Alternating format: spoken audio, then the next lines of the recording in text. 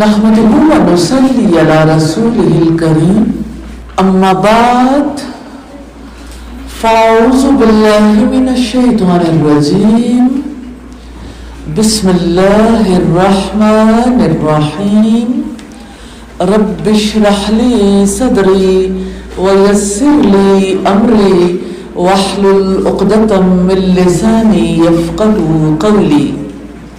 America से एक किताब छपी है जिसका नाम है दी 100। तारीख की 100 ऐसी शख्सियात को मुंतखब किया गया जिनके अपने दौर में और आने वाले अदवार में बड़े गहरे असरात मरतब हुए। किताब का मुसन्निफ ईसाई है, लेकिन उसने हज़रत ईसा अलैहिस्सलाम को नंबर 1 पे नहीं रखा। अपनी एसोसिएशन की वजह से और अपने जज्बात की वजह से उसने न्यूटन को भी पहले नंबर पर नहीं रखा। उसने जिस हस्ती को पहले नंबर पर रखा, आज उस हस्ती के बारे में पूरी दुनिया में एक हलचल है। शायद दुनिया का कोई फर्द हो जो उस हस्ती के बारे में ना जानता हो। दुश्मनियां भी, नफरतें भी, मोहब्बतें भी, लेकिन आज की तारीख में वो हस्ती अननोन नहीं है जिनके बारे में बात करने के लिए आज हम यहाँ बैठे हैं। डॉक्टर माइकल हार्ट नाम है उनका, जिन्होंने मोहम्मद सल्लल्लाहु अलैहि वसल्लम को नंबर 1 पर रखा है। ये फैसला तो बहुत मुद्दत पहले, शायद ज़मीन और आसमान के बनने से पहले ही अल्लाह ताला की तकदीर में हो चुका था और अल्लाह ताला का इंतखाब है। आप तमाम अंबिया के बाद में आए और आप सल्लल्लाहु अलैहि वसल्लम के बारे में रब्बुल इज़्ज़त ने फरमाया, उम्मीद है तुम्हारा रब तुम्हें मकाम महमूद पर फाइज कर देगा। और मकाम महमूद वो मकाम है जिसके बारे में सही इब्ने हिब्बान में है। आखिरत के बारे में हशर के मैदान में आपने फरमाया, मेरा रब मुझे सब्ज रंग का लिबास पहनाएगा, फिर सब इंसानों की जुबानों पर मेरी तारीफ जारी हो जाएगी, मुझे मकाम महमूद पर खड़ा कर दिया जाएगा। और मकाम महमूद क्या है? ये इंसानों में अब यूँ समझ लें कि नंबर 1 आने के लिए जो मकाम अल्लाह ताला की तरफ से मुकर्रर किया गया। हम मोहब्बत रखते हैं, हम उस हस्ती से अकीदत रखते हैं, ईमान रखते हैं। ये सारी बातें वक्ती तौर पर हमें अच्छी भी लगती हैं, लेकिन इनका हमारी ज़िंदगी से कितना गहरा ताल्लुक़ है ये किसी से छुपा हुआ नहीं है। अल्लाह ताला ने जितने अंबिया भेजे, तारीख के आगाज से मोहम्मद सल्लल्लाहु अलैहि वसल्लम तक सिर्फ उनकी फजीलत के लिए उन्हें नहीं भेजा गया, उन्हें दुनिया के इंसानों के लिए भेजा गया। मक्का में आप सल्लल्लाहु अलैहि वसल्लम लोगों तक हक का पैगाम पहुंचा रहे थे। और मुझे हज़रत उमर याद आए कि जब आप सल्लल्लाहु अलैहि वसल्लम ने हक की दावत दी थी तो आपसे एज में को बहुत ज़्यादा नहीं होंगे, ऑलमोस्ट यही एज थी उनकी। हज़रत उमर को अच्छा नहीं लगा था क्योंकि वो बहुत ट्रेडिशनल फैमिली और ट्रेडिशनल माहौल में परवान चढ़े थे। तो जब उन्हें पता चला कि कोई हम में से ऐसा है जो कहता है बुतों की बंदगी छोड़ दो और शराब को इस्तेमाल करना ख़त्म कर दो और सूद छोड़ दो और रिश्तेदारों से अच्छा सलूक करो, सारी अच्छी बातें थी लेकिन उन्हें अच्छी नहीं लगी। तो हज़रत उमर के दिल में गुस्सा था कि आखिर सोसाइटी को तोड़ने के लिए ये काम क्यों किया जा रहा है। हज़रत उमर खुद कहते हैं कि मैं काबा में मौजूद था कि जब अल्लाह के रसूल सल्लल्लाहु अलैहि वसल्लम नमाज अदा कर रहे थे हरम में, मैंने देखा कि एक शख्स है जो बैतुल्लाह की तरफ रुख किए खड़ा है और कुछ गा रहा है। नेचुरली जिसको नहीं पता कुरान क्या है तो उसको तो वो गीत ही फील होगा। शायरी का दौर था और दौर ऐसा था जहाँ मलक शुरा जो شعر و شاعری میں نمبر 1 ہوتا تو اس کو سارے سجدہ کرتے تھے. تو حضرت عمر کو اچھا لگا کہ اچھا کلام ہے. دل میں سوچا یہ شخص ضرور شاعر ہے، کیونکہ شاعر بہت بڑا ٹائٹل تھا اس دور کا. جیسے آج کے دور میں سائنٹسٹ ہونا، یا آپ یہ کہہ سکتے ہیں کسی بھی فیلڈ میں کوئی چیز انوینٹ کرتا ہے تو اس کے لیے ایک بڑا اعزاز ہوتا ہے، اس کو ایوارڈز دیے جاتے ہیں، دنیا میں اس کا بڑا نام ہوتا ہے. تو اس دور میں شاعر ہونا بہت بڑا اعزاز تھا. حضرت عمر نے دل میں سوچا کہ یہ شخص تو شاعر ہے. تو آپ صلی اللہ علیہ وسلم سورہ الحاقہ کی تلاوت کر رہے تھے. آپ تلاوت کرتے ہوئے ان الفاظ تک پہنچے، وما ہوا بقول شاعر، وہ کسی شاعر کا کلام نہیں ہے. حضرت عمر کہتے ہیں پہلی بار میرا دل مٹھی میں آ گیا. میں نے کہا میں نے تو کسی کو یہ نہیں کہا، بات تو میرے دل میں تھی، اس کو کیسے پتا چلی؟ کہتے ہیں کہ میں ابھی سوچ رہا تھا کہ پھر یقیناً یہ کوئی آسمانی خبریں لانے والا ہے، کیونکہ وہ کہانت کا دور تھا.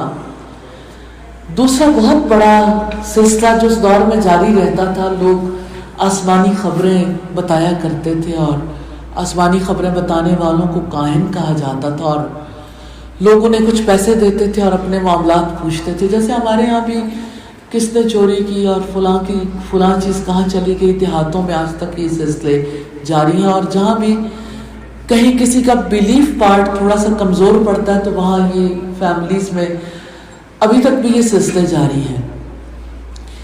کہتے ہیں میرے دل میں جب خیال آیا کہ یہ شخص ضرور کاہن ہے، تو رسول اللہ صلی اللہ علیہ وسلم ان الفاظ پر پہنچے کہ یہ کسی کاہن کا کلام نہیں ہے.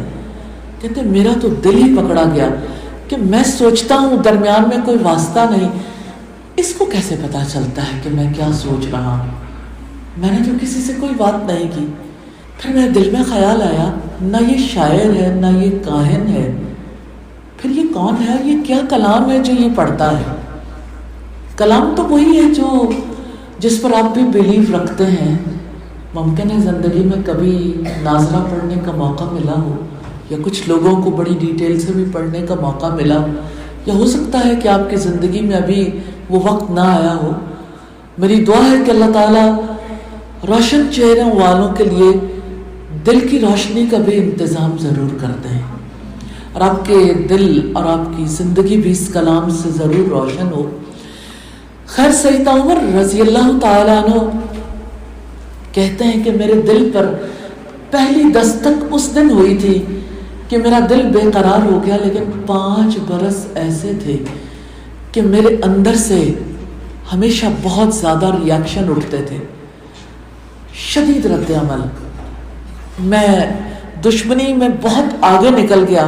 اور ایک روز میں نے سوچا کہ ایک دن ایک کے اسلام لانے کی خبر ملتی ہے، دوسرے دن کسی اور کے ملتی ہے.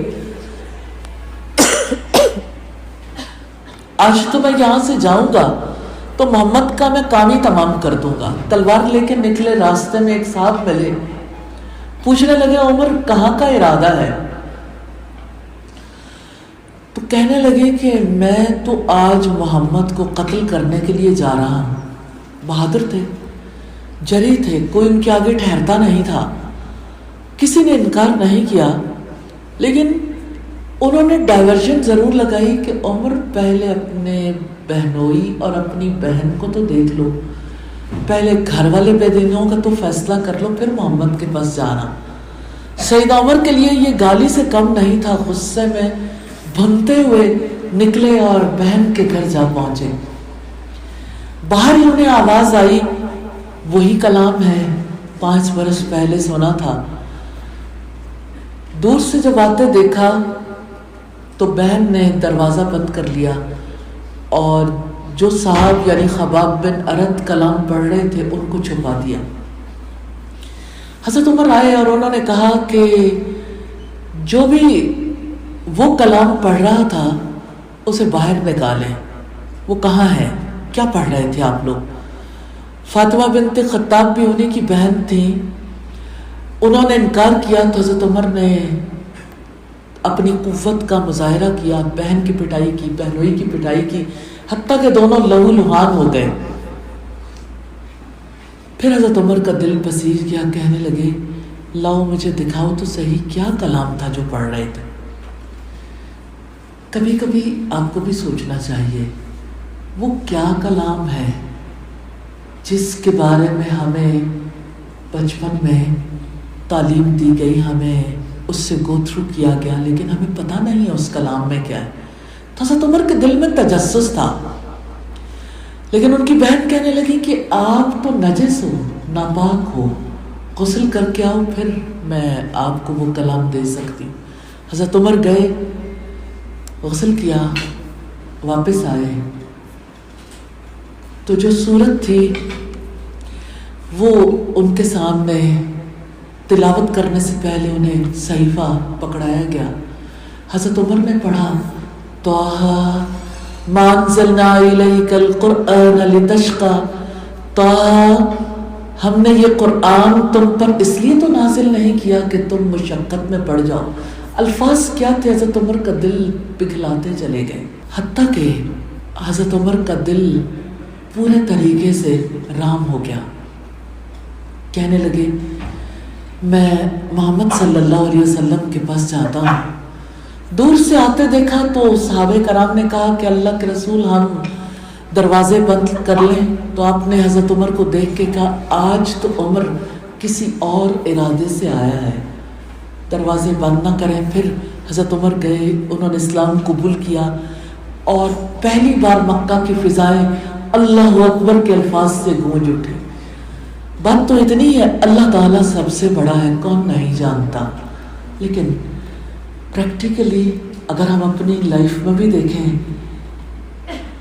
تو آپ اندازہ کر سکتے ہیں کہ اللہ تعالیٰ سب سے بڑا ہے، یا دل کی مرضی زیادہ بڑی ہے، یا سوسائٹی کے بڑوں کی مرضی بڑی ہے۔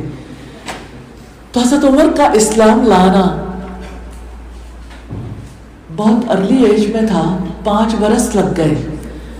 22 سال کی عمر تھی جس وقت پہلی بار قرآن سنا تھا، اور 27 ایئرس کی ایج میں انہوں نے اسلام قبول کر لیا۔ مکہ میں بھی اسی طرح سے نوجوان اکٹھے ہوتے تھے۔ ابھی جب دروازے سے آپ یہاں پہ اکٹھے تھے تو میرے ذہن میں بھی وہی منظر آ گیا جس کے نتیجے میں میں نے آپ کو حضرت عمر کے اسلام لانے کا واقعہ آپ کے سامنے رکھا۔